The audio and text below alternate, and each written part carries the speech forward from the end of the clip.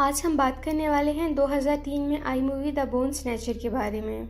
Movie के नाम से ही कुछ चीजें क्लियर हो गई होंगी आपको। पूरी कहानी अफ्रीका के एक डेजर्ट की है। हम एक टीम देखते हैं जिसमें हार्ले, क्लाइव और पॉल थी।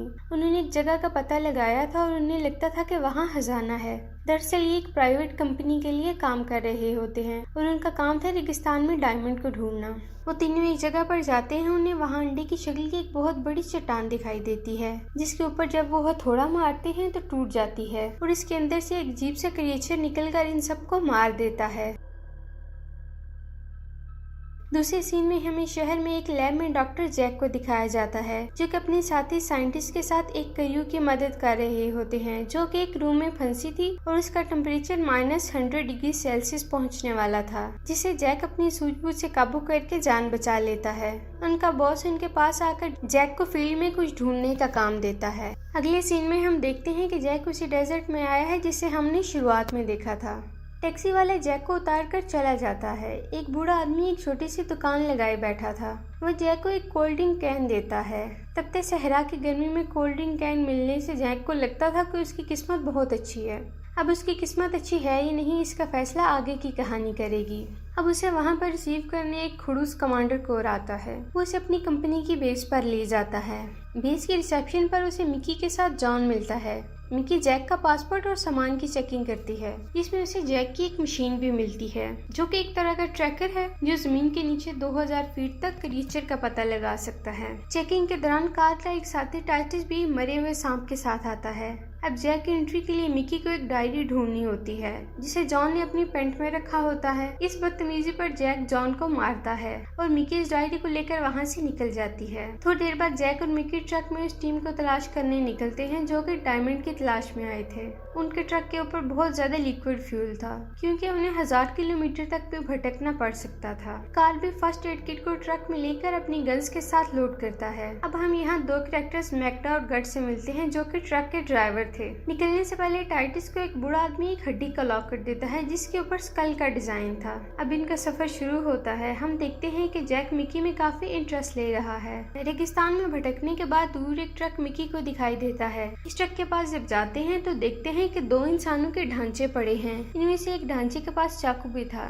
ये देखकर कार्ल समझ जाता है कि ये बॉडी पॉल की है। सबको डाउट हो रहा था कि इनकी मौत 6-7 घंटे पहले हुई होगी, लेकिन इनकी बॉडी डीकम्पोज होकर कैसे ढांचे में बदल गई। मिकी पुलिस को इन्वेस्टिगेशन करने के लिए बुलाती है। कार्ल का शक तीसरे बंदे पर होता है, क्योंकि वहाँ सिर्फ 2 ढांचे थे जबकि वो लोग 3 थे। उसे लगता है इन दोनों को उस तीसरे बंदे ने मारा है।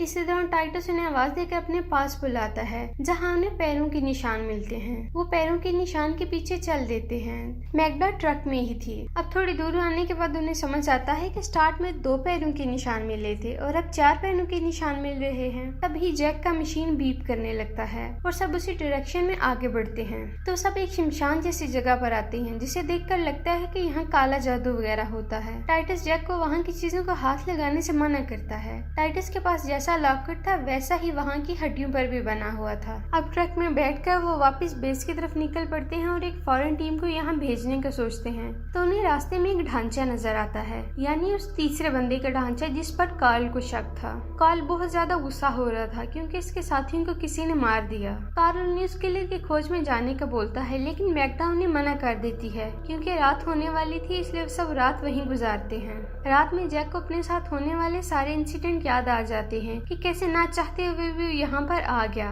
पर एक चीज उसके साथ अच्छी हुई थी, वो चीज थी कि वो मिकी से मिला। अब वो रेत पर स्केटिंग करता है, जिसे मिकी काफी देर से देख रही थी।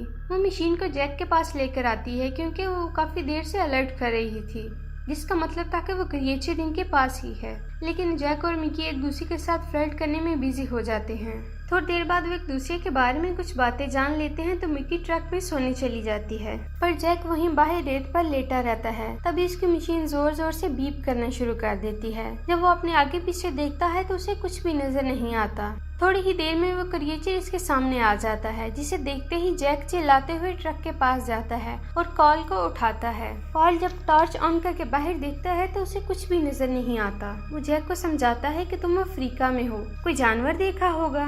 तभी मिकी उन्हें आकर बताती है कि इनके साथियों के ढांचे गायब हैं। कॉल को लग रहा था कि इसके पीछे जैक का हाथ है। फिर जैक इस पर गुस्सा होता है कि तुम्हें पता भी है कि यहाँ कुछ सुपरनेचुरल हो रहा है, मैं इन हड्डियों का क्या करूँगा। तो टाइटस इन्हें एक जीव के बारे में बताता है कि उनकी एक रानी है जो इस जाति की पहली और आखिरी जीव है, जो कि डायनासोर्स के पहले से ही है, जो कि दूसरे जीवों पर आश्रित है और अपने शिकार की सिर्फ हड्डियों को ही छोड़ती है। टाइटस की ये बातें कार्ल को जहर लगती हैं। थोड़ी ही देर बाद जैक को वापस मशीन से बीप करने की आवाजें आती हैं। कार्ल मैग्डा को ट्रक उसी सिमत में ले जाने का बोलता है, लेकिन मैग्डा उसे सुबह होने का इंतजार करने को कहती है।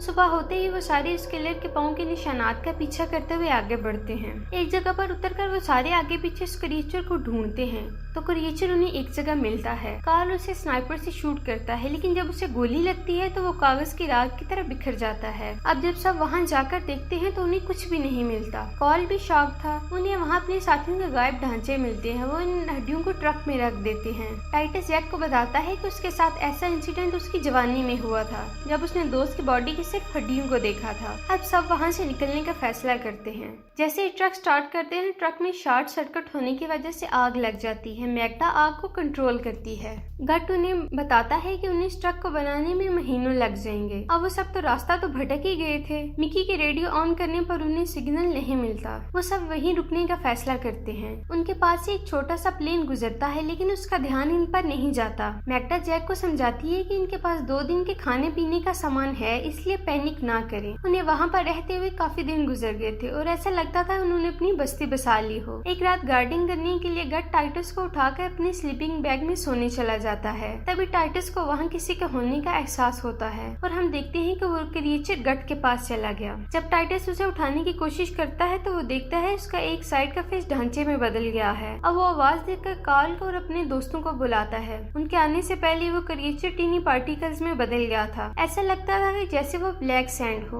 वो टाइटस को भी अपने शिकंजे में घेरने लगे थे। तभी कार्ल आकर उस स्लीपिंग बैग पर फायर करने लगता है। जैक और मिकी जख्मी टाइटस को ट्रक में लेकर जाते हैं। गोली मारने से इन क्रिएचर पर कोई असर नहीं हो रहा था। वो क्रिएचर इनकी तरफ बढ़ता ही जा रहा था। कार्ल पेट्रोल डालकर लाइटर जलाकर इनके करीब आने का इंतजार कर रहा था। मैग्डा उसे आग जलाने से मना करती है। कार्ल का इरादा अटल था। जैक उन्हें बताता है कि वो क्रिएचर वापस जा रहा है पेट्रोल की वजह से। तब कार्ल सुकून में आ जाता है। अब सब टाइटस को देखने लगते हैं। जैक ट्रक के चारों तरफ पेट्रोल डालकर सबको सेफ कर देता है। जैक देखता है कि उस क्रिएचर ने घट के ढांचे में समाकर एक खौफनाक रूप ले लिया है। उसे देखकर कार्ल उस पर हमला करता है तो वो क्रिएचर वहाँ से जाने लगता है। वहाँ कार्ल और जैक में लड़ाई हो जाती है, क्योंकि जैक कार्ल को गोली चलाने से रोक रहा था। इतने में मिकी समझाती है कि हमें आपस में नहीं लड़ना। मिकी प्लान बनाती है कि पैदल बेस में जाकर मदद लाएंगे। मैग्डा टाइटस के साथ ही रहेगी। कार्ल, जैक और मिकी पैदल ही सहरा में आगे बढ़ रहे थे कि उन्हें अपनी तरफ एक रेतला तूफान आता हुआ नजर आता है, जिसमें वो सब फंस जाते हैं। तूफान जाने के बाद वो सारे उठकर अपने सामान को देखते हैं, जिसमें जैक की मशीन टूट गई थी। उन्होंने अपने साथ पेट्रोल का एक बॉक्स भी लिया था, जिसका आधे से ज्यादा पेट्रोल तूफान में गिर गया था। चलते चलते रात हो जाती है और वो एक जगह रुकने का फैसला करते हैं। वो अपने चारों तरफ पेट्रोल का घेरा डाल देते हैं। वो तीनों एक दूसरे का हाथ पकड़कर बैठे हुए होते हैं कि वहाँ क्रिएचर आ जाता है। उसने अपने फेस की जगह मैग्डा का फेस लगाया होता है। वो उनके पास नहीं आता तो वहाँ से चला जाता है। सुबह उन्हें रेडियो पर किसी की आवाज सुनाई देती है। इधर उधर देखने पर उन्हें वही ट्रक नजर आता है जिससे शुरुआत में उनके दोस्त लेकर उस संडे के पास आए थे। पहले वो अपने लिए मदद बुलाते हैं, फिर सब जैक के पीछे उस संडे में घुस जाते हैं। अंदर जाने पर जैक समझ जाता है कि ये जगह उसी मलका क्रिएचर की है। अब उनका साथी जॉन ऊपर आ गया। वो अपने पहले साथियों के स्केलेटन देखता है। अब इन दोनों को समझ आ गई थी कि टाइटस की बातें दुरुस्त थी। उधर जॉन उन्हें गन पॉइंट पर लेकर बाकी साथियों के बारे में पूछता है। वो सब सच बताते हैं, लेकिन जॉन समझता था कि उन्होंने डायमंड चुराकर अपने साथियों को मार दिया है, इसलिए उन सबको हथकड़ी पहनाकर जीप में बिठाकर कैंप की तरफ बढ़ता है। अब वो समझ गए थे कि वो क्रिएचर पूरी दुनिया को बर्बाद करने की ख्वाहिश रखता है, इसलिए अगर उन्होंने इसे भी नहीं रोका तो बाद में इसे रोकना इम्पॉसिबल होगा। इसलिए कार्ल पीछे की विंडो को लात मारकर जॉन पर हमला करके उसे बेहोश कर देता है। उसे हथकड़ी डालकर जीप के पिछले हिस्से में डालकर वो सब एक माइन की तरफ बढ़ते हैं, क्योंकि वो सब समझ गए थे कि क्रिएचर अपनी एक कॉलोनी बसाना चाहता है। वो सब इस माइन के पास आते हैं। इनके पास एक लिक्विड एक्सप्लोजिव था जिसे कार्ल लेकर जॉन के जीप के अंदर छोड़कर माइन के अंदर आ जाता है। वहाँ कुछ भी दिखाई नहीं देता तो वहाँ जैक को एक पुराना जनरेटर दिखाई देता है जिसे वो ऑन कर देता है। अब इस माइन में रोशनी आ गई थी। आहिस्ता आहिस्ता वो लोग इस माइन के अंदर जा रहे थे। अब हम देखते हैं कि इस क्रिएचर को इन लोगों की मौजूदगी की खबर हो गई थी। कार्ल क्रिएचर को देखकर इसकी तरफ बढ़ने लगता है। उसे अकेले अंदर जाने से जैक और मिकी रोक रहे थे लेकिन इनकी बात नहीं सुनता। क्रिएचर कार्ल पर हमला करके इसके ऊपर एक पिलर गिरा देता है।